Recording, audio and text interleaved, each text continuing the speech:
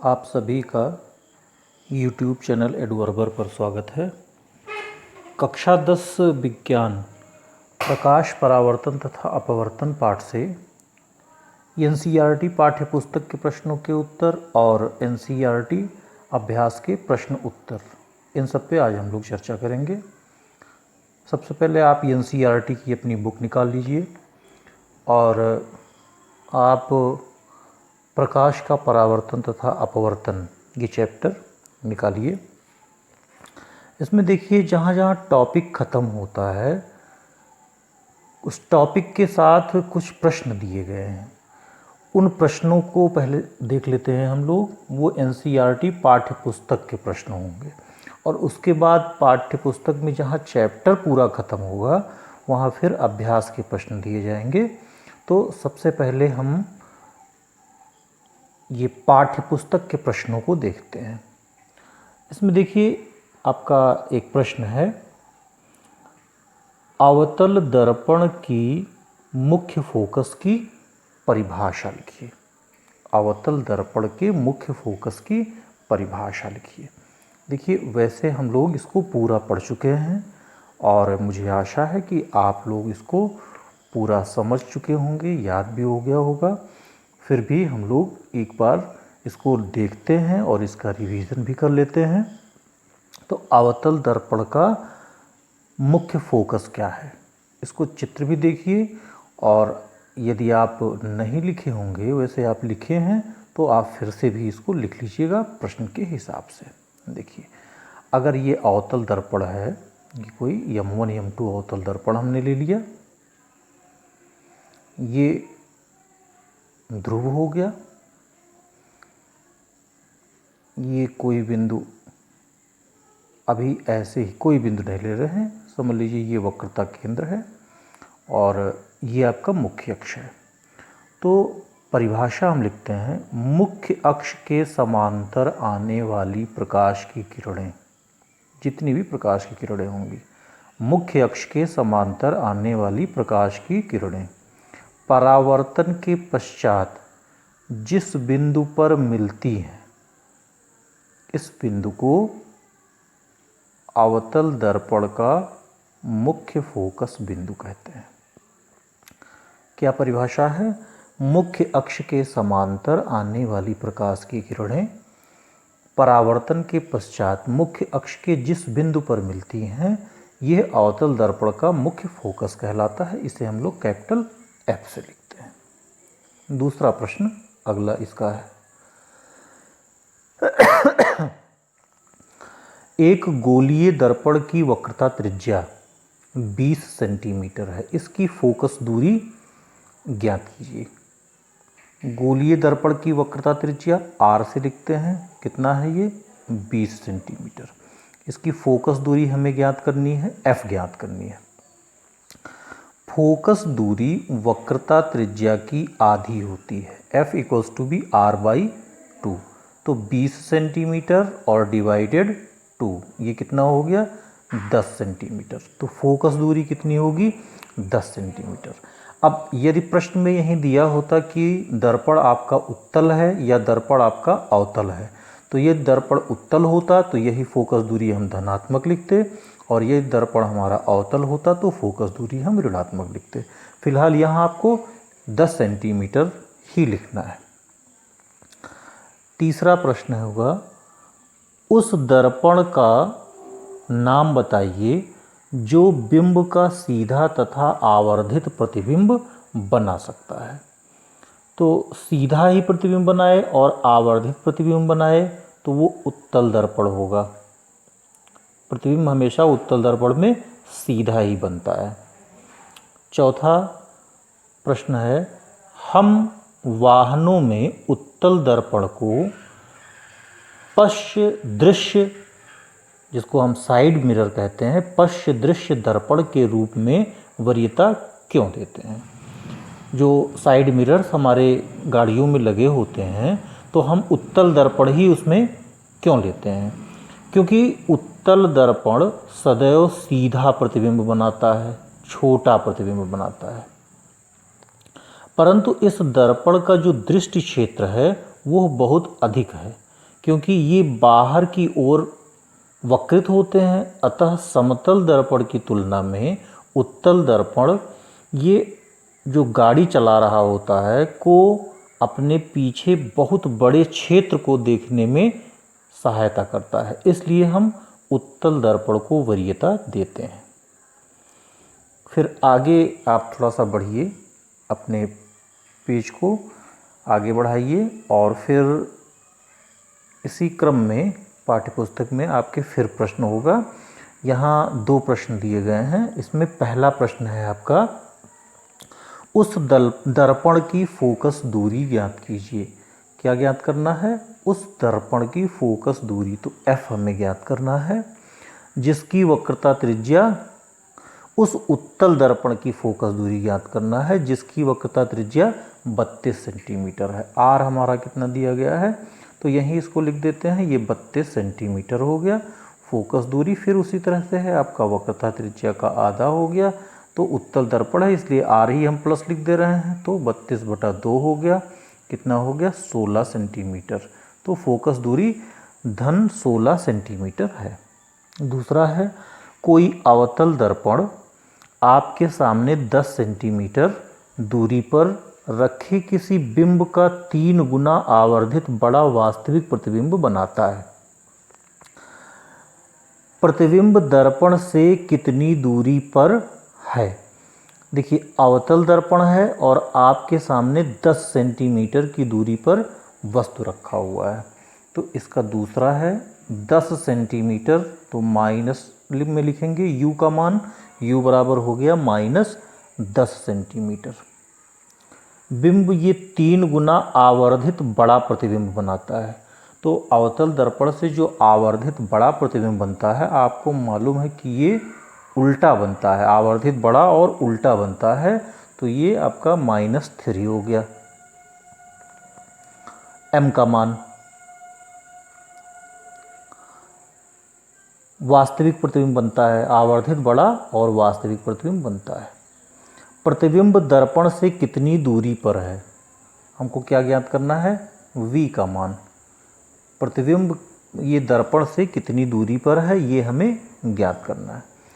तो सबसे पहले आवर्धन का हम सूत्र लगा देते हैं, m बराबर -v/u, -v/u हो गया, माइनस v लिख दिया, u की जगह पे -10 लिख दिया, तो यहाँ से ये माइनस आपके कैंसिल हो गए, v/10 हो गया।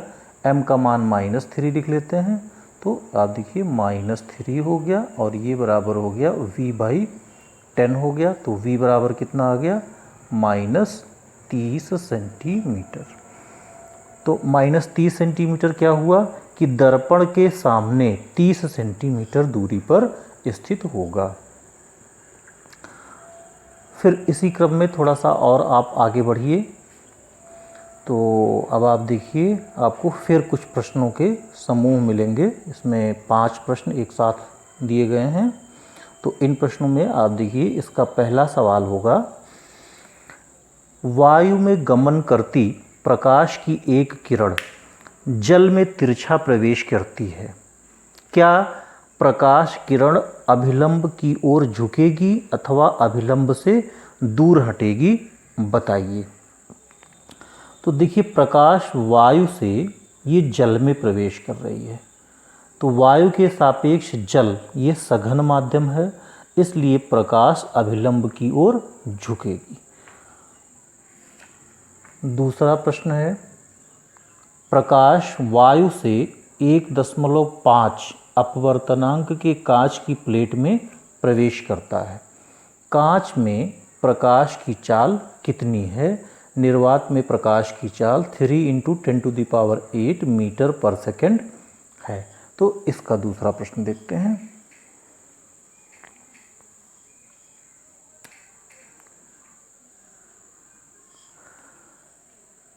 जो कांच का अपवर्तनांक है, प्रकाश वायु से 1.5 अपवर्तनांक के कांच में, तो n हो गया आपका 1.5, और प्रकाश की चाल को हम लोग c से लिखते हैं। सी आपको दिया गया है 3 × 10⁸ मीटर पर सेकेंड।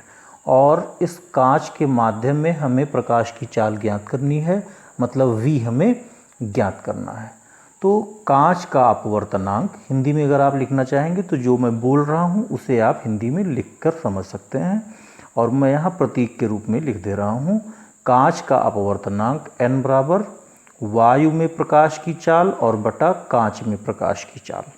तो यहाँ से हमें v ज्ञात करना है। v बराबर क्या हो गया, c/n। c का मान क्या है, 3 × 10⁸ मीटर पर सेकेंड, और n की वैल्यू है 1.5। तो इससे आप कैंसिल कर दीजिए, ये 2 हो गया। तो कांच में प्रकाश की चाल हो गई 2 × 10⁸ मीटर पर सेकेंड।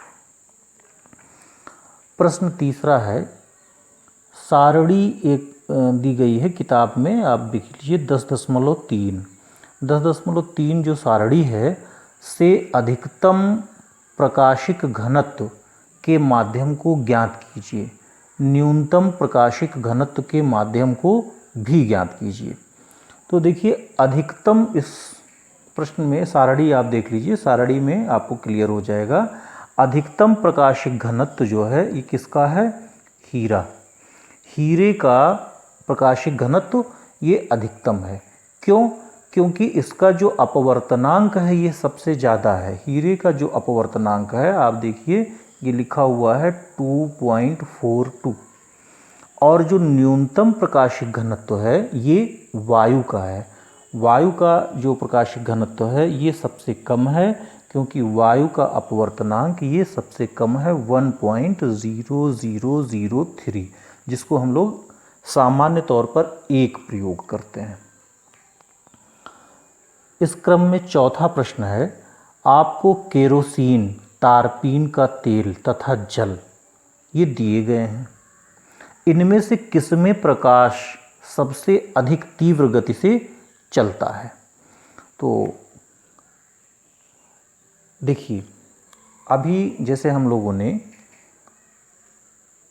यहाँ ये सूत्र यूज़ किया, क्या है, अपवर्तनांक जो n बराबर है ये c/v। इसका मतलब ये हुआ कि v बराबर हो गया c/n। जिसका अपवर्तनांक ज़्यादा होगा उसमें प्रकाश की चाल कम होगी। तो इन तीनों की हम लोग तुलना कर लें।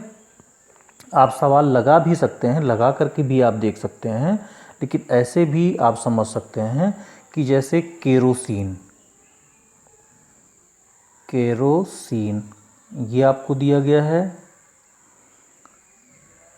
तारपीन और जल, तारपीन और जल, ये सारणी से देख लीजिए इनके मान कितने कितने हैं।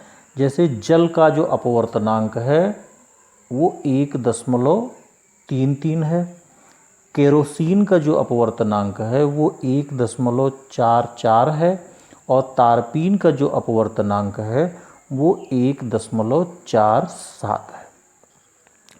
तो देखिए हमने क्या कहा इस सूत्र के अनुसार कि जिसका अपवर्तनांक ज़्यादा होगा उसकी वेलोसिटी कम होगी, जिसका अपवर्तनांक सबसे ज़्यादा उसमें वेलोसिटी प्रकाश की सबसे कम। तो आप देखिए कि सबसे ज़्यादा अपवर्तनांक किसका है, सबसे ज़्यादा अपवर्तनांक 1.47 है, 1.47 तारपीन का है। तो इसमें प्रकाश का वेग सबसे कम होगा, और उससे ज़्यादा केरोसिन में होगा, क्योंकि इससे कम अपवर्तनांक है 1.47 है। और सबसे ज़्यादा प्रकाश की चाल किस में होगी, वो जल में होगी, क्योंकि इसमें 1.33 है। यदि आप मान भी निकालना चाहेंगे तो इस सूत्र में रख करके मान निकाल लीजिए। तो प्रकाश सबसे ज़्यादा तेज जल में चलेगा और सबसे कम चाल किस में होगी, तारपीन में होगी। इस क्रम में आपका पांचवा है, हीरे का अपवर्तनांक 2.42 है, इस कथन का क्या अभिप्राय है? कथन का अभिप्राय यहाँ जैसे हम लोगों ने निकाला, अपवर्तनांक का मतलब कि प्रकाश की चाल वायु में कितनी है और उस माध्यम में प्रकाश की चाल कितनी है, इसी दोनों के अनुपात को ही हम अपवर्तनांक कहते हैं। तो हीरे का अपवर्तनांक ये 2.42 है। इसका अभिप्राय ये हुआ कि वायु अथवा निर्वात में प्रकाश की चाल और हीरे में प्रकाश की चाल का अनुपात 2.42 के बराबर है। इस क्रम में थोड़ा सा आगे आप फिर बढ़िए, ये प्रश्न आपके सब हो गए। थोड़ा सा आगे आप बढ़ेंगे तो आपको फिर 2-3 प्रश्न और मिलेंगे। इसमें पहला प्रश्न है, किसी लेंस की 1D क्षमता को परिभाषित कीजिए। ये आपका लिखा हुआ है 1D मतलब एक डायोप्टर। एक डायोप्टर ये लेंस की क्षमता है। तो एक डायोप्टर लेंस की क्षमता का क्या अभिप्राय होता है? तो देखिए, अगर फोकस दूरी के रूप में हम देना चाहें तो जैसे P बराबर होता है 1/f, ये मीटर में, या इसी को हम लिखते हैं 100/f, ये सेंटीमीटर में। तो आपका P कितना है? 1D है, तो 1 हमने लिख दिया। इसका मतलब क्या हुआ? 100/f, ये आपका सेंटीमीटर में। तो यहाँ से हमें तुरंत मालूम हो जाएगा कि फोकस दूरी कितनी होगी? 100 सेंटीमीटर। 1D ये लेंस की क्षमता ये परिभाषित करती है, बताती है कि उस लेंस की जो फोकस दूरी है वो 1 मीटर है या 100 सेंटीमीटर है। दूसरा प्रश्न, कोई उत्तल लेंस किसी सुई का वास्तविक तथा उल्टा प्रतिबिंब उस लेंस से 50 सेंटीमीटर दूर बनाता है। यह सुई उत्तल लेंस के सामने कहाँ रखी गई है? यदि इसका प्रतिबिंब उसी साइज का बनता है जिस साइज का बिंब है, लेंस की क्षमता भी ज्ञात कीजिए। तो ये दूसरा प्रश्न देख लेते हैं। थोड़ा सा कुछ सॉल्यूशन करना पड़ेगा, देख लेते हैं इसको। दूसरे प्रश्न का हल है, छोटा सा न्यूमेरिकल है ये आपका। एक उत्तल लेंस किसी सुई का वास्तविक तथा उल्टा प्रतिबिंब उस लेंस से 50 सेंटीमीटर दूरी पर बनाता है। तो 50 सेंटीमीटर दूरी पर बनाता है वास्तविक तथा उल्टा प्रतिबिंब। तो वास्तविक तथा उल्टा प्रतिबिंब दूसरे ओर बनता है, लेंस है ये, तो V बराबर हो गया प्लस में 50 सेंटीमीटर। यही हमको चिन्ह का ध्यान रखना है। यह सुई उत्तल लेंस के सामने कहाँ रखी है? तो वस्तु की दूरी तो हमको U ज्ञात करना है, वस्तु की दूरी हमको U ज्ञात करना है। यदि इसका प्रतिबिंब उसी साइज का बन रहा है जिस साइज का बिंब है, तो प्रतिबिंब उसी साइज का बन रहा है, इसका मतलब हुआ आवर्धन उसका 1 है, आवर्धन 1 है। अब आप देखिए, चूंकि ये कहा जा रहा है कि वास्तविक तथा उल्टा बनता है, तो जब वास्तविक और उल्टा बनता है तो -1 हो गया, क्योंकि 1 का प्रतिबिंब जो है ये उल्टा बन गया। वस्तु सीधा है तो उसका प्रतिबिंब उल्टा बना, तो m का मान वास्तव में माइनस में हुआ। लेंस की क्षमता ज्ञात कीजिए। तो लेंस की क्षमता को हम लोग P से लिखते हैं, हमें P ज्ञात करना है। तो अब हमें सबसे पहले फोकस दूरी पता होना चाहिए। यदि हमको फोकस दूरी पता हो गया तो हमें ज्ञात हो जाएगा कि लेंस की क्षमता कितनी है। तो अब देखिए, सबसे पहले हम आवर्धन का सूत्र लगाते हैं। ये m बराबर क्या हो गया आपका I/O। I/O लिखिए या V/U लिखिए। आवर्धन आपका -1 है और V आपका 50 है और U आप सबसे पहले ज्ञात कर लीजिए, U भी आपको ज्ञात करना है। तो U बराबर हो गया -50 सेंटीमीटर। इसका मतलब जिस तरफ प्रतिबिंब होगा उसके दूसरी तरफ वस्तु होगा। तो वस्तु ये कितनी दूरी पर है? वस्तु 50 सेंटीमीटर की दूरी पर ये रखी गई है। ये आपका एक निकल गया। अब हमें P ज्ञात करना है, तो हमें फोकस दूरी ज्ञात करनी है। लेंस की फोकस दूरी के लिए हम सूत्र लगाएंगे 1/f बराबर 1/v माइनस 1/u। देखिए 1/v, v आपका है +50 तो 50 लिख दिया, माइनस 1/u, u है हमारा -50 तो -50 लिख दिया। ये माइनस माइनस आपका प्लस हो गया, तो 1/50 और प्लस फिर हमारा हो गया 1/50। इसे हम क्या लिख सकते हैं? 2/50। 2/50 को हम लिख सकते हैं 1/25। तो 1/f जो है ये 1/25 हुआ। यहाँ से हमें f कितना मिल गया? 25 सेंटीमीटर, सब सेंटीमीटर में है। पावर हमें ज्ञात करना है, तो P बराबर हो गया हमारा 100/f, ये सेंटीमीटर में, तो 100 हो गया। फोकस दूरी हमारा धनात्मक आ रहा है, तो धनात्मक आना क्या बता रहा है कि लेंस हमारा ये उत्तल होगा।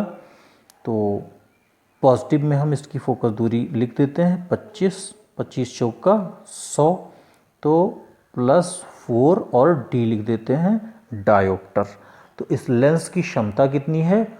4d + 4d, ये लेंस की क्षमता है 4 डायोप्टर। इसका ये तीसरा प्रश्न होगा, 2 मीटर फोकस दूरी वाले किसी अवतल लेंस की क्षमता ज्ञात कीजिए। तो बहुत ही आसान है, यहाँ से ही हम लोग देख लेते हैं। ये इसका तीसरा वाला है, 2 मीटर फोकस दूरी।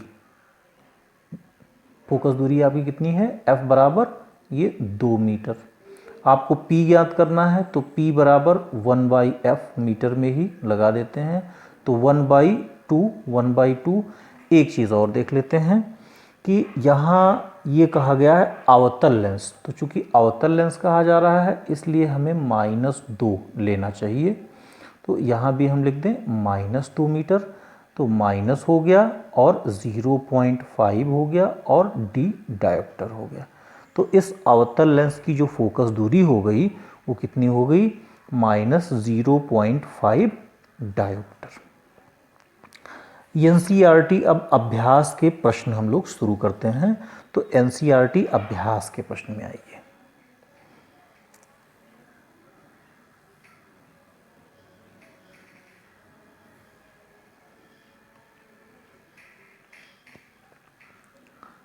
NCERT अभ्यास के प्रश्न और इनके हम लोग उत्तर देखते हैं। इसमें पहला हमारा है, विकल्प दिया गया है, निम्नलिखित में से कौन सा लेंस बनाने के लिए प्रयुक्त नहीं किया जाता? मतलब कौन सा ऐसा पदार्थ है जो लेंस बनाने में प्रयुक्त नहीं किया जाता? जल, कांच, प्लास्टिक, मिट्टी। अरे भाई बिल्कुल क्लियर है कि मिट्टी जो है यह प्रयोग नहीं किया जाएगा। मिट्टी क्यों नहीं प्रयोग किया जाएगा? क्योंकि मिट्टी एक अपारदर्शी पदार्थ है, इसमें से होकर के प्रकाश जाएगा ही नहीं। बहुत क्लियर है। दूसरा, किसी बिंब का अवतल दर्पण द्वारा बना प्रतिबिंब आभासी, सीधा तथा बिंब से बड़ा पाया गया। वस्तु की स्थिति कहाँ होनी चाहिए? तो देखिए ये भी विकल्प है, अवतल दर्पण है और प्रतिबिंब इसका कहाँ कैसा बन रहा है? आभासी बन रहा है। तो आभासी की सिर्फ एक ही स्थिति है, जब वस्तु P तथा F के बीच में होता है। तो P आपका ध्रुव हो गया और F आपका फोकस हो गया। तो आपका D विकल्प सही है कि दर्पण ध्रुव तथा फोकस के बीच में होना चाहिए। तीसरा प्रश्न है, किसी बिंब का वास्तविक तथा समान साइज का प्रतिबिंब प्राप्त करने के लिए बिंब को उत्तल लेंस के सामने कहाँ रखें? उत्तल लेंस के सामने बिंब को रखने के लिए हमें मालूम है कि जब हम फोकस दूरी के दुगने दूरी पर रखते हैं तो प्रतिबिंब उल्टा बनता है, लेकिन समान लंबाई का ही बनता है जितना कि वस्तु की लंबाई होती है। तो फोकस दूरी के 2 गुनी दूरी पर बी वाला आपका विकल्प सही होगा। चौथा प्रश्न है, किसी गोलीय दर्पण तथा किसी पतले गोलीय लेंस दोनों की फोकस दूरियां -15 सेंटीमीटर है। दर्पण तथा लेंस संभवतः हैं, दोनों अवतल हैं, तो बिल्कुल सही, दोनों अवतल हैं। क्यों? क्योंकि दोनों की फोकस दूरियां ये माइनस में दी गई हैं। Very easy. पांचवा प्रश्न है, किसी दर्पण से आप चाहे जितनी दूरी पर खड़े हों, आपका प्रतिबिंब सदैव सीधा प्रतीत होता है, सीधा प्रतीत होता है। संभवतः दर्पण है, तो दोनों स्थितियां हो सकती हैं। सीधा प्रतिबिंब आपका समतल दर्पण में भी बनता है हमेशा, और उत्तल दर्पण में भी बनता है।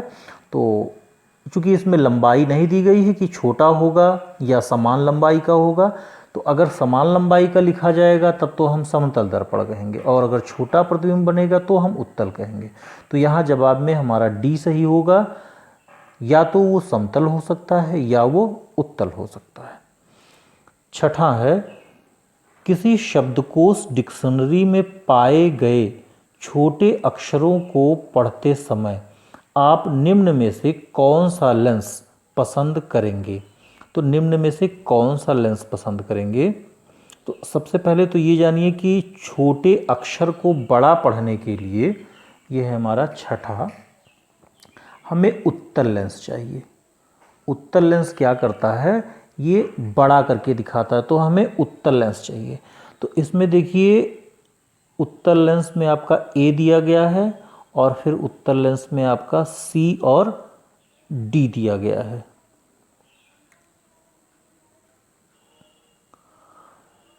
तो उत्तल लेंस ये कितनी साइज का होना चाहिए? देखिए, स्पष्ट दृष्टि की जो न्यूनतम दूरी है वो हमारी है 25 सेंटीमीटर, और उसके अंदर ही हमको देखना है, इसलिए फोकस दूरी जो है ये इससे कम ही होना चाहिए। और हम इजीली इसको विकल्प के रूप में लिख सकते हैं। ये जो आपका सी विकल्प हुआ कि 5 सेंटीमीटर फोकस दूरी का एक उत्तल लेंस होना चाहिए। तो ये उत्तल लेंस आपका 5 सेंटीमीटर फोकस दूरी का होगा। सातवां है, 15 सेंटीमीटर फोकस दूरी के एक अवतल दर्पण का उपयोग करके हम किसी बिंब का सीधा प्रतिबिंब बनाना चाहते हैं। बिंब का दर्पण से दूरी का परिसर रेंज क्या होना चाहिए? प्रतिबिंब की प्रकृति कैसी है? प्रतिबिंब बिंब से बड़ा या छोटा? इस स्थिति में प्रतिबिंब बनने का एक किरण आरेख बनाइए। देखिए, इसका किरण आरेख भी हम आपको दे रहे हैं। ये हमारा सातवां है। 15 सेंटीमीटर फोकस दूरी का अवतल दर्पण है। तो अवतल दर्पण की फोकस दूरी हो गई आपकी -15 सेंटीमीटर। एक अवतल दर्पण हम ले लेते हैं, और इसकी फोकस दूरी हो गई हमारी, ये P हो गया, और ये मान लिया ये F हो गया, ये C हो गया। तो -15 सेंटीमीटर की फोकस दूरी ये हो गई। किसी बिंब का सीधा प्रतिबिंब हम बनाना चाहते हैं। तो भाई, सीधा प्रतिबिंब बनाने के लिए एक ही हमारे पास अवतल दर्पण के लिए है स्थिति कि वो P और F के बीच में होना चाहिए। तो अवतल दर्पण में बिंब का सीधा प्रतिबिंब बनाने के लिए बिंब को ध्रुव तथा फोकस के बीच में रखना चाहिए। अब बिंब को ध्रुव और फोकस इसके बीच में आप कहीं भी रख दीजिए, इनके बीच में होना चाहिए। और ये आप लगा दीजिए 2 नियम। मुख्य अक्ष के समांतर जाने वाली प्रकाश की किरणें ये फोकस से होकर जाती हैं, ये इस तरह से हो गया। और दूसरा हम लिख सकते हैं कि प्रकाशिक केंद्र से होकर जाने वाली प्रकाश की किरणें, तो ये प्रकाशिक केंद्र है, इससे होकर जाने वाली ये प्रकाश की किरणें परावर्तन के पश्चात पुनः उसी मार्ग से वापस लौट आती हैं। इन्हें हम पीछे ऐसे दर्पण के बढ़ा सकते हैं, तो डॉट से बढ़ेगा, आभासी सीधा प्रतिबिंब हमें मिलेगा, और ये आभासी सीधा प्रतिबिंब कहाँ मिलेगा? दर्पण के पीछे, ये आपका बिंब होगा। तो सीधा होगा, दर्पण के पीछे होगा, बड़ा होगा और आभासी होगा। 8वां है, निम्न स्थिति में प्रयुक्त दर्पण का प्रकार बताइए। किसी कार का हेडलाइट, तो किसी कार का जो हेडलाइट होगा वो अवतल दर्पण होगा। क्यों? क्योंकि अवतल दर्पण यह प्रकाश की किरणों को मुख्य अक्ष के समांतर भेजता है, तो एक समांतर किरणपुंज इससे प्राप्त होगी। ये आपके उत्तर का कारण है कि अवतल दर्पण होगा, और अवतल दर्पण के अगर मुख्य फोकस पर हम लाइट जलाते हैं तो मुख्य फोकस से चलने वाली प्रकाश की किरणें परावर्तन के पश्चात मुख्य अक्ष के समांतर हो जाएंगी। बी है, किसी वाहन का पश्च दृश्य दर्पण, जो साइड मिरर होता है, ये उत्तल दर्पण का होता है, क्योंकि आपको सीधा प्रतिबिंब देखना होता है और बड़े क्षेत्र का देखना होता है। इस पे चर्चा हो चुकी है, ये प्रश्न बीच में भी आया था। सौर भट्ठी, सोलर सिस्टम में सौर जो भट्ठी है, बड़े अवतल दर्पण का इसमें प्रयोग किया जाता है। बड़े अवतल दर्पण का प्रयोग इसलिए किया जाता है क्योंकि सौर भट्ठियों में सूर्य के प्रकाश को केंद्रित करना होता है, और केंद्रित करने के लिए अवतल दर्पण का प्रयोग किया जाता है। अवतल दर्पण के मुख्य अक्ष के समांतर आने वाली सभी प्रकाश की किरणें ये उसके फोकस पर केंद्रित हो जाती हैं और वहाँ का ताप बढ़ जाता है। 9वां है आपका, किसी लेंस का आधा भाग, ये 9वां, किसी लेंस का आधा भाग काले कागज से ढक दिया जाता है। क्या यह लेंस किसी बिंब का पूरा प्रतिबिंब बना पाएगा? और उत्तर के प्रयोग द्वारा जांच कीजिए, अपने प्रेक्षणों की आप व्याख्या कीजिए। आधा जो है भाग इसका ढक दिया जा रहा है, ये काले कागज से। देखिए, जैसे मान लीजिए कि एक उत्तल लेंस है, उत्तल लेंस पर ही विचार हो रहा है, तो हमने ये उत्तल लेंस ले लिया। का जो आधा भाग है, ये मान लिया कि ये काले कागज से ढक दिया गया, इसमें से प्रकाश नहीं जा सकता है।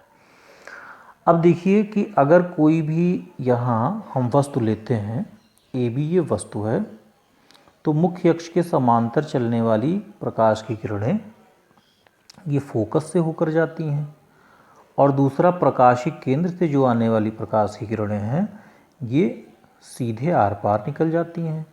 तो इसमें आधा दर्पण की तो आधा लेंस की तो कोई आवश्यकता नहीं रही, इसमें से होकर के प्रकाश गुजर ही नहीं रहा है।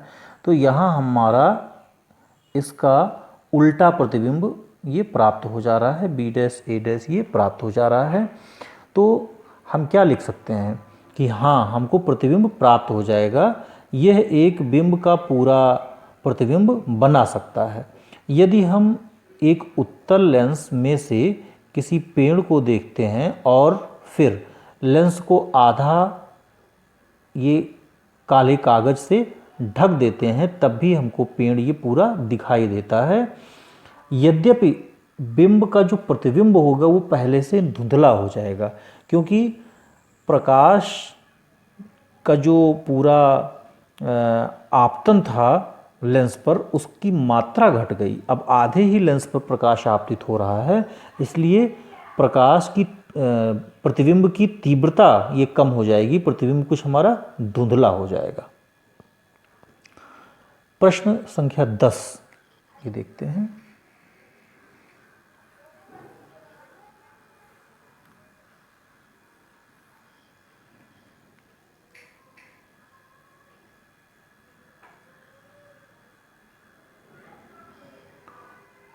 5 सेंटीमीटर लंबा कोई बिंब 10 सेंटीमीटर फोकस दूरी की किसी अभिसारी लेंस से 25 सेंटीमीटर दूरी पर रखा जाता है। तो बिंब मतलब O कितना हो गया 5 सेंटीमीटर, 10 सेंटीमीटर फोकस दूरी है, F कितना हो गया 10 सेंटीमीटर, 10 सेंटीमीटर फोकस। अभिसारी लेंस है, तो अभिसारी लेंस का मतलब हुआ कि कन्वर्स कर रहा है, ये उत्तल लेंस होगा। उत्तल लेंस की फोकस दूरी धनात्मक होगी, इसलिए हमने इसको प्लस कर दिया। 25 सेंटीमीटर दूरी पर रखा जाता है, जो वस्तु रखा जा रहा है कितनी दूरी पर रखा जा रहा है 25 सेंटीमीटर। तो U हमारा कितना हो गया 25 सेंटीमीटर हो गया। प्रकाश किरण आरेख खींचकर बनने वाले प्रतिबिंब की स्थिति, साइज तथा प्रकृति, ये सब आपको ज्ञात करना है। तो सबसे पहले हम लोग कैलकुलेशन से निकाल लेते हैं और उसके बाद फिर फिगर भी बना लेते हैं। तो ये देखते हैं आपका OU ये हो गया प्रतिबिंब की स्थिति, हमें V ज्ञात करनी है। तो ये देखते हैं कि जो M बराबर होता है, ये M बराबर क्या होगा I/O, और I/O को हम लिख सकते हैं V/U। तो I/O या V/U इसका हम लोग प्रयोग कर लेते हैं। तो आपका I ये नहीं मालूम है, O मालूम है, और इसमें आपका V नहीं मालूम है, U मालूम है, और M की भी वैल्यू आपको नहीं दी गई है। 5 सेंटीमीटर लंबाई दी गई है और फोकस दूरी दी गई है। तो क्या करते हैं, सबसे पहले हम ये फोकस दूरी का सूत्र लगा देते हैं, और फोकस दूरी का सूत्र लगा करके देखिए लेंस की फोकस दूरी का सूत्र हो गया 1/f, ये 1/f बराबर हो गया 1/v माइनस 1/u। सबसे पहले इसी का प्रयोग करते हैं। तो f हो गया हमारा 10, तो 1/10 हो गया, 1/v ये v लिख दिया, और माइनस 1/u, तो u हो गया हमारा -25। क्योंकि इसमें हम रख रहे हैं तो दो राशि हमको नहीं मालूम है, और यहाँ से हम v अभी फाइंड कर लेंगे तो अभी हमको मालूम हो जाएगा। तो आप देखिए ये माइनस माइनस आपका प्लस हो गया, ये इधर जाएगा तो आपका माइनस हो गया। तो 1/v ये बराबर हो गया 1/10 और माइनस 1/25। ये LCM हो गया हमारा 100। तो 10 दहाइम 100 और 25 चौका 100, ये कितना हो गया हमारा, यहाँ ही लिखते रहे हैं 1/v ये हो गया हमारा 6/100। तो 6/100 हुआ, यहाँ से हम v बराबर लिख सकते हैं, v बराबर क्या हो गया हमारा 100/6 क्या सेंटीमीटर, ये हो गया हमारा 50/3 सेंटीमीटर। ये वैल्यू हमारी पॉजिटिव आई, तो 50/3 सेंटीमीटर की दूरी पर हमारा प्रतिबिंब प्राप्त होगा। इसका मतलब लेंस की दूसरी ओर हमारा प्रतिबिंब प्राप्त होगा। इसको अगर हम सरल कर लें तो हमें कितना मिलेगा 16.67 सेंटीमीटर। v का मान धनात्मक है, इसका मतलब प्रतिबिंब आपका वास्तविक होगा और उल्टा होगा, वास्तविक भी होगा और उल्टा भी होगा। अब हम लोग m का मान निकाल लेते हैं। तो इसी सूत्र का प्रयोग करते हैं, I/O ये सूत्र आप लिखे हुए हैं। I तो I हमें ज्ञात करना है, बाई O हमारा है 5 सेंटीमीटर, ये हो गया, और ये बराबर हो गया V/U। तो V हो गया हमारा, हम 50/3 ही लिख दे रहे हैं, ये 50/3, और बाई U हो गया हमारा -25, तो -25 लिख दीजिए और बटा 1 कर दीजिए। और यहाँ से इसको हल कर लिया जाए, ये I/5 ये बराबर हो गया 50, ये 1 ऊपर चला गया, ये दोनों एक साथ कर दिया जाए, बाई माइनस ये 3 है और 25 है, तो 25 दूना 50 हो गया और 5 दूना 10 हो गया। तो आई की वैल्यू हो गई -10/3 सेंटीमीटर। माइनस क्या बता रहा है? माइनस ये बता रहा है कि प्रतिबिंब उल्टा बनेगा और कितनी दूरी पर बनेगा?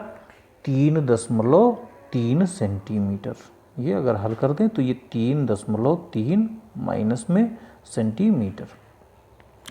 तो हमें ये क्लियर हो गया कि प्रतिबिंब उल्टा बनेगा, 3.3 सेंटीमीटर पर बनेगा। इसी चीज़ को हम याद रख रहे हैं। हमारा क्या क्या निकल गया वैल्यू? अब आप देखिए, हमें ये v ज्ञात करना चाहिए था, तो v हमको मालूम हो गया, कितना हो गया? 16 पॉजिटिव में 16.67 सेंटीमीटर, ये मालूम हो गया। और आई हमें ज्ञात करना था, तो आई हमको मालूम हो गया -3.3 सेंटीमीटर। अब इसमें आपका एक काम और बचा हुआ है कि फिगर बनाना है, तो इसीलिए हमने इसको लिख दिया कि क्या क्या हमें ज्ञात करना था, क्या क्या हमें मालूम था, और इसी से हम लोग फिगर बना लेंगे। फिगर बनाने के लिए आप सबसे पहले उत्तल लेंस बना लीजिए।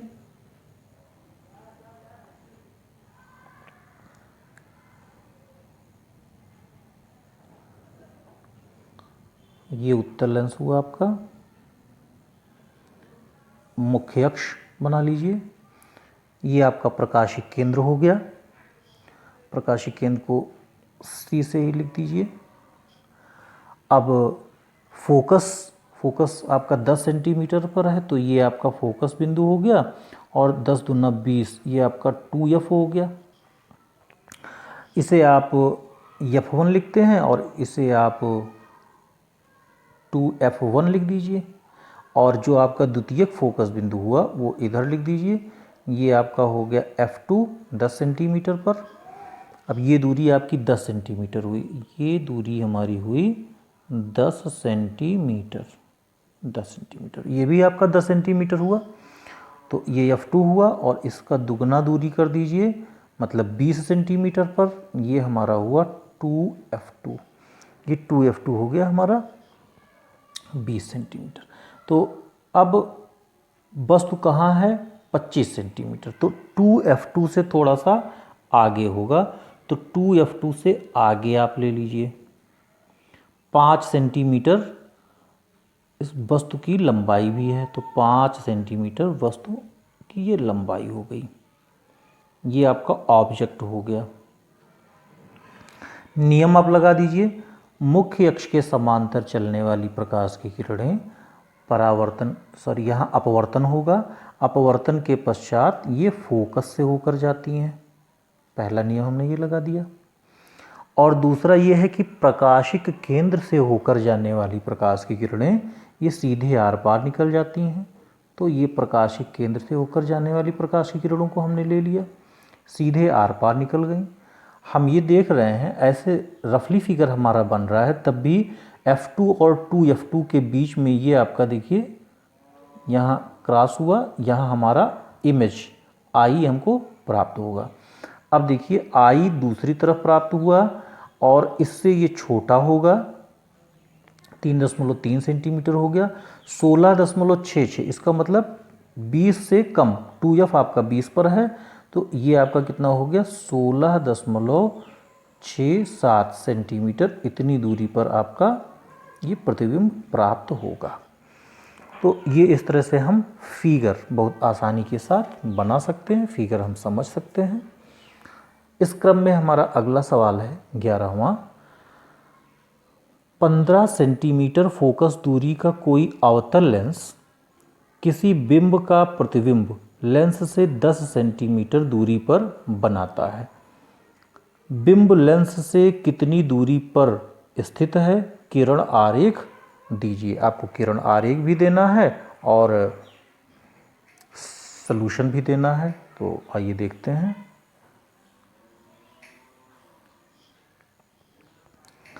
ये सवाल हमारा है 11वां। 15 सेंटीमीटर फोकस दूरी का अवतल लेंस, फोकस दूरी -15 सेंटीमीटर हम लिखेंगे क्योंकि अवतल लेंस है। किसी बिंब का प्रतिबिंब लेंस से 10 सेंटीमीटर दूरी पर बनता है। तो प्रतिबिंब जो बनेगा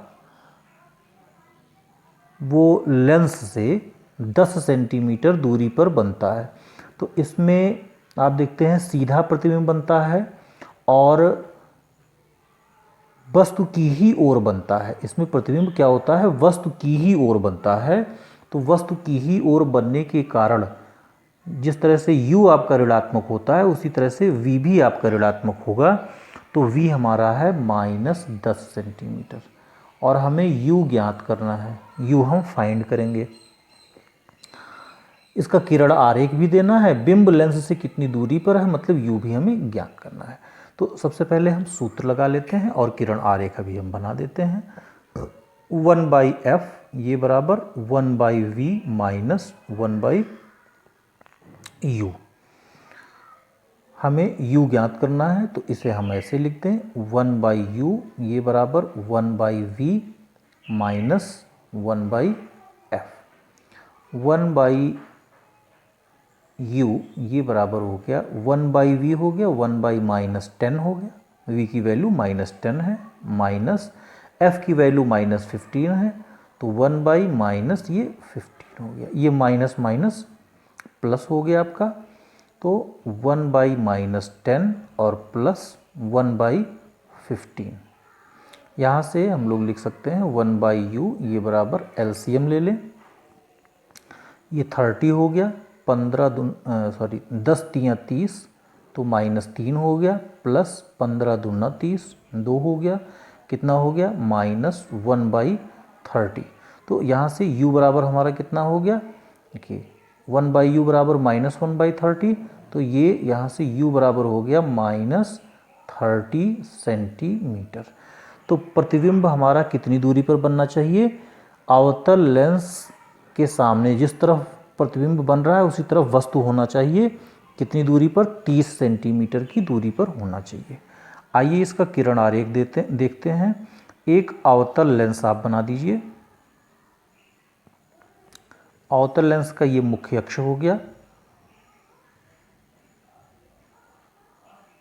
ये आपका प्रकाशिक केंद्र C हो गया, आपका फोकस बिंदु हो गया।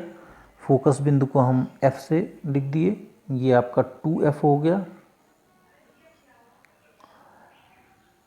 वस्तु 30 सेंटीमीटर की दूरी पर है तो F आपका 15 है, ये 15 दूना 30 हो गया। तो 2F जहाँ होगा वहीं आपका वस्तु होगा, तो 2F पर ही हम लिख देते हैं क्योंकि 30 सेंटीमीटर ही तो आया और 30 सेंटीमीटर 15 सेंटीमीटर फोकस दूरी है। तो आपका वास्तव में वस्तु यहीं है, तो ये हमने वस्तु ले लिया। अब हम नियम लगा देते हैं।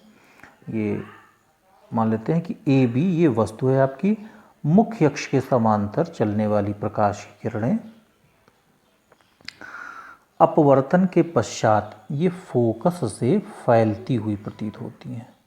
ये इस दिशा में जाएंगी, मालूम हो रहा होगा कि ये फोकस से फैल रही हैं, फोकस से फैलती प्रतीत होंगी।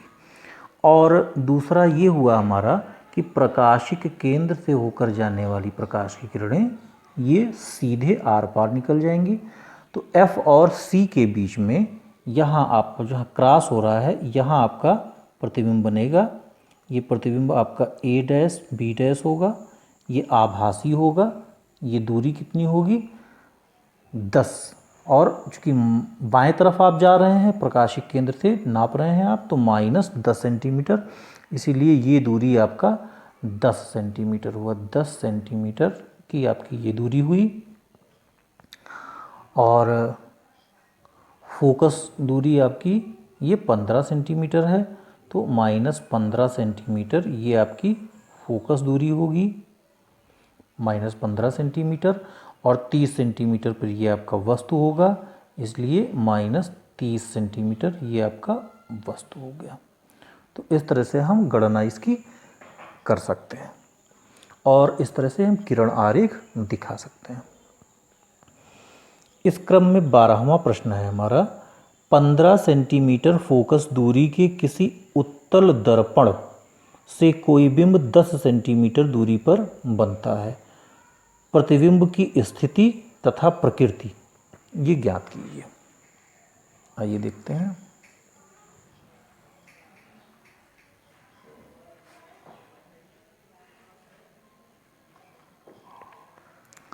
बारहवां है,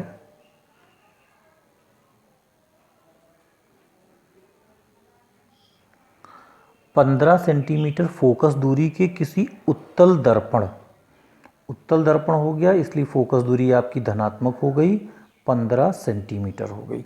एफ आपका 15 सेंटीमीटर हो गया। बिंब 10 सेंटीमीटर की दूरी पर रखा है, यू हो गया हमारा -10 सेंटीमीटर। प्रतिबिंब की स्थिति तथा प्रकृति ज्ञात कीजिए, तो हमें वी ज्ञात करना है, प्रतिबिंब की स्थिति और प्रकृति ये हम ज्ञात करते हैं। गोलीय दर्पण के लिए जो सूत्र होता है ये है हमारा 1/f बराबर 1/v प्लस 1/u।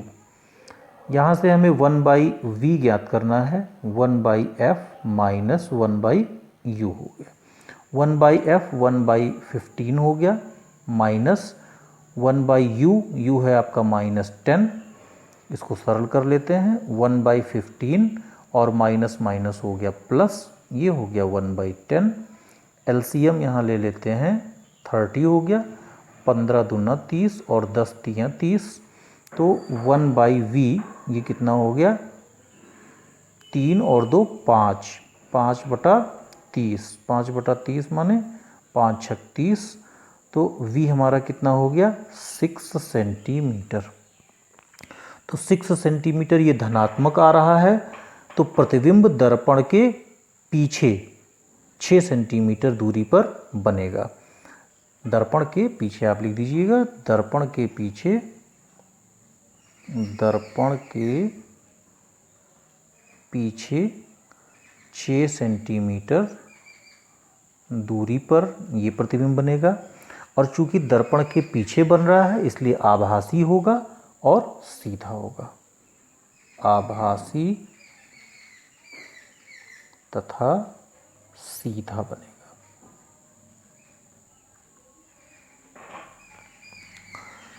इस क्रम का 13वां है, एक समतल दर्पण द्वारा आवर्धन +1 है। इसका क्या अर्थ है भाई? समतल दर्पण का जब आवर्धन ये +1 है तो +1 आवर्धन m का मतलब क्या हो गया आपका I/O, I/O ये 1 हो गया। इसका मतलब I और O ये दोनों बराबर हैं। जितना प्रतिबिंब की लंबाई होगी और उतना ही वस्तु की लंबाई होगी। धनात्मक चिन्ह ये बता रहा है कि सीधा भी होगा। तो ये बहुत ही आसान था। आपका 14वां प्रश्न देखते हैं।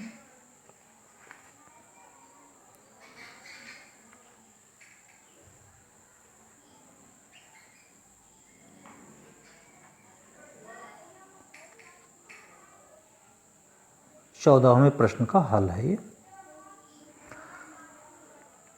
5 सेंटीमीटर लंबाई का कोई बिंब, तो O हो गया आपका 5 सेंटीमीटर, 30 सेंटीमीटर वक्रता त्रिज्या के उत्तल दर्पण, तो उत्तल दर्पण जो है उसकी वक्रता त्रिज्या पॉजिटिव है 30 सेंटीमीटर। तो यहाँ से तुरंत हमको मिल जाएगा कि फोकस दूरी जो हो गई वो r/2 हो गई, मतलब +30/2, +30/2 मतलब +15 सेंटीमीटर हो गया। तुरंत ही हमें फोकस दूरी मिल गया।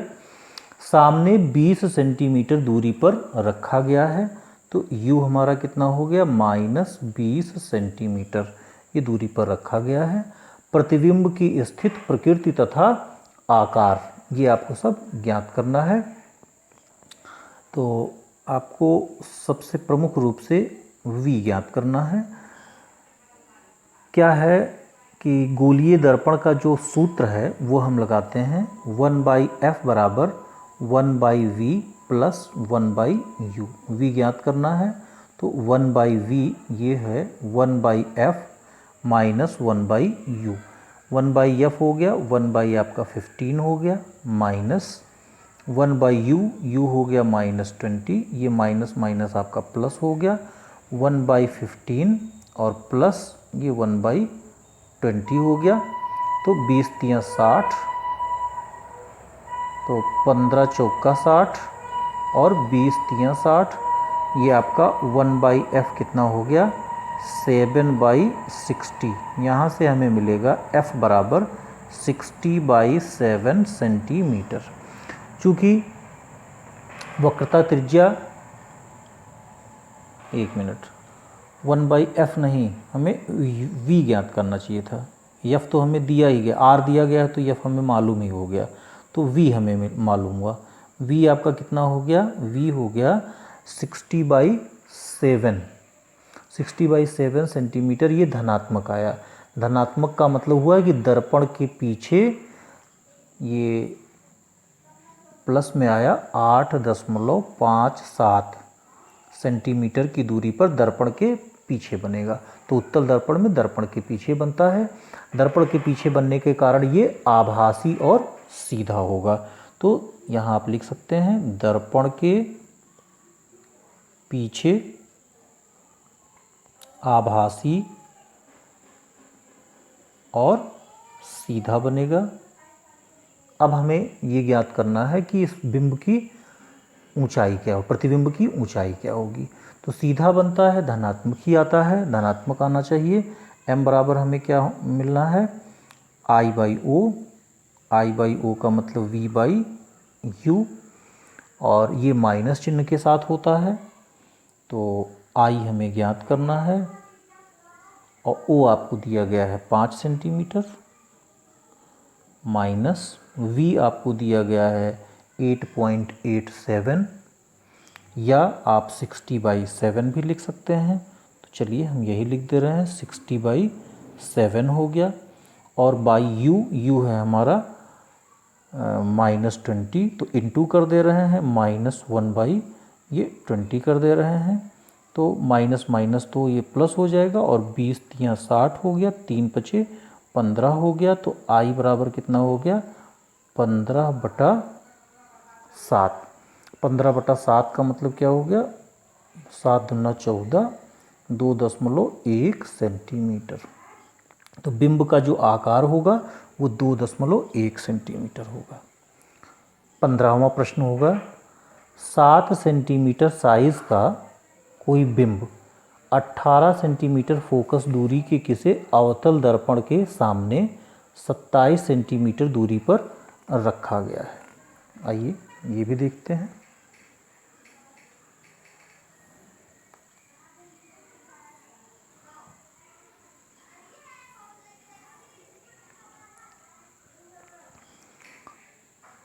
पंद्रहवां प्रश्न का हल है 7 सेंटीमीटर साइज का, मतलब O जो हो गया ये कितना हो गया 7 सेंटीमीटर। कोई बिंब 18 सेंटीमीटर फोकस दूरी, तो फोकस दूरी कितनी हो गई 18 सेंटीमीटर। दर्पण कैसा है किसी अवतल दर्पण के सामने, तुरंत आप माइनस कर दीजिए, ऋणात्मक हो गया। 27 सेंटीमीटर की दूरी पर रखा है, तो u हो गया, वस्तु की दूरी को हम u से लिखते हैं, तुरंत हो गया -27 सेंटीमीटर। 27 सेंटीमीटर की दूरी पर रखा हुआ है। दर्पण से कितनी दूरी पर किसी पर्दे को रखें कि उस पर वस्तु का स्पष्ट फोकसित प्रतिबिंब प्राप्त किया जा सके। प्रतिबिंब की साइज तथा प्रकृति भी ज्ञात कीजिए। तो आपको क्या ज्ञात करना है v ज्ञात करना है। प्रतिबिंब पर हम पर्दे पर प्रतिबिंब प्राप्त करना चाह रहे हैं, जाहिर है कि वास्तविक प्रतिबिंब हमें मिलना चाहिए। तो वास्तविक प्रतिबिंब हम ज्ञात करें। वास्तविक प्रतिबिंब के लिए 1/f सूत्र लगाएं पहले दर्पण का। दर्पण के फोकस दूरी के लिए 1/f बराबर 1/v plus 1/u।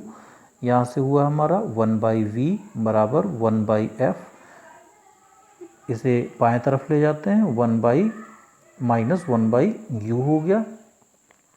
1/f minus 18 हो गया, माइनस 1/f सॉरी u है माइनस 27, तो माइनस ये 27 हो गया।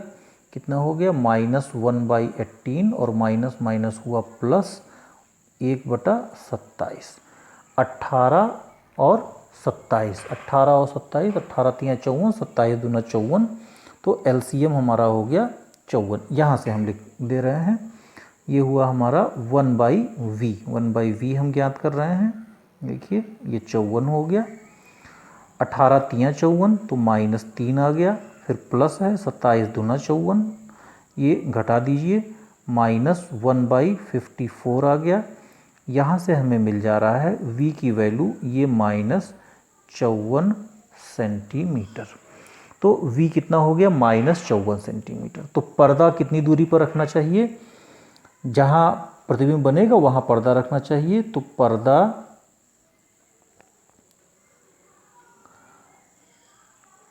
माइनस में आ रहा है, इसका मतलब वस्तु की ही ओर रखना चाहिए।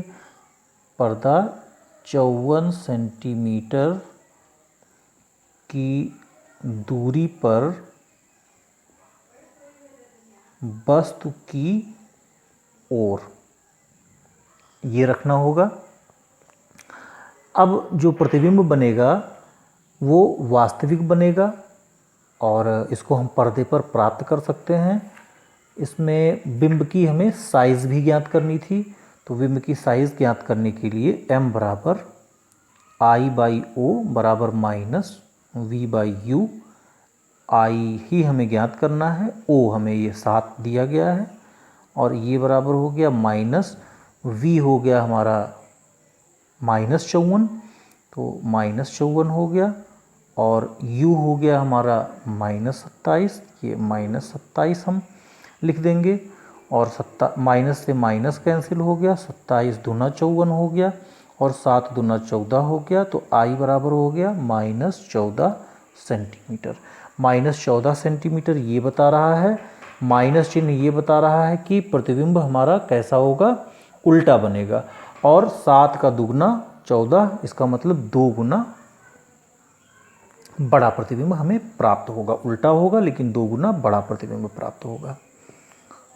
हम 16वां प्रश्न देखते हैं। उस लेंस की फोकस दूरी ज्ञात कीजिए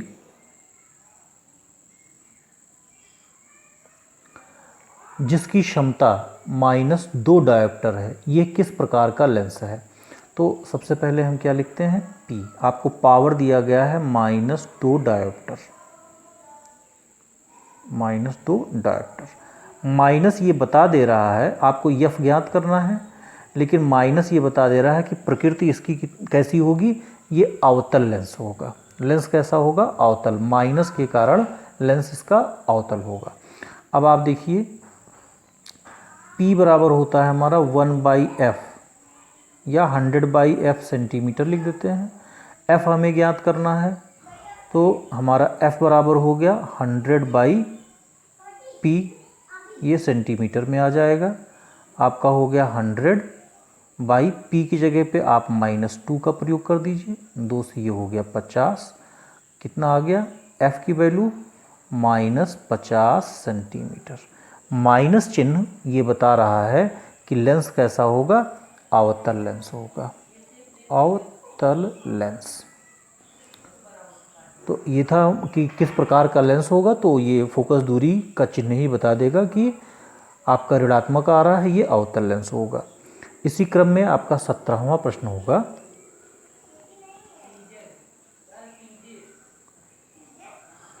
सत्रह प्रश्न है, कोई डॉक्टर +1.5 डायोप्टर का संशोधक लेंस निर्धारित करता है। तो पावर इसका कितना हो गया? प्लस में है 1.5 डायोप्टर। लेंस की फोकस दूरी ज्ञात कीजिए। क्या निर्धारित लेंस अभिसारी है या अपसारी? तो देखिए प्लस आ रहा है, इसलिए ये उत्तल लेंस होगा, और उत्तल लेंस को हम अभिसारी लेंस कहते हैं। तो पॉजिटिव होने के कारण तुरंत लिख दीजिए ये लेंस उत्तल होगा, और उत्तल का मतलब अभिसारी, ये अभिसारी लेंस होगा। ये क्लियर हो गया। हमें फोकस दूरी ज्ञात करनी है, तो F बराबर हो गया हमारा 100/P, ये सेंटीमीटर में आ जाएगा। तो हमारा हो गया 100 और P की जगह पे हो गया हमारा पॉजिटिव में 1.5, ये सेंटीमीटर हो गया। ये दशमलव हटा दीजिए, 0 हो गया। 5 तियाँ 15 और 5 दूना 10, कितना हो गया? प्लस में 200/3 सेंटीमीटर।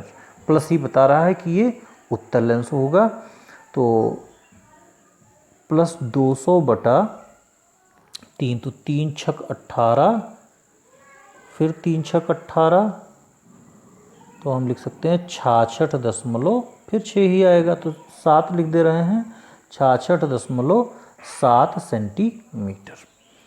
तो ये आपके NCERT के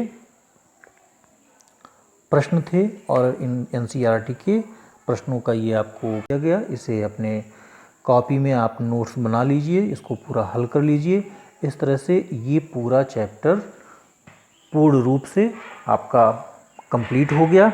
अब हम अगला अध्याय ये शुरू करेंगे। आपको तब तक के लिए कॉपी कंप्लीट करिए। धन्यवाद।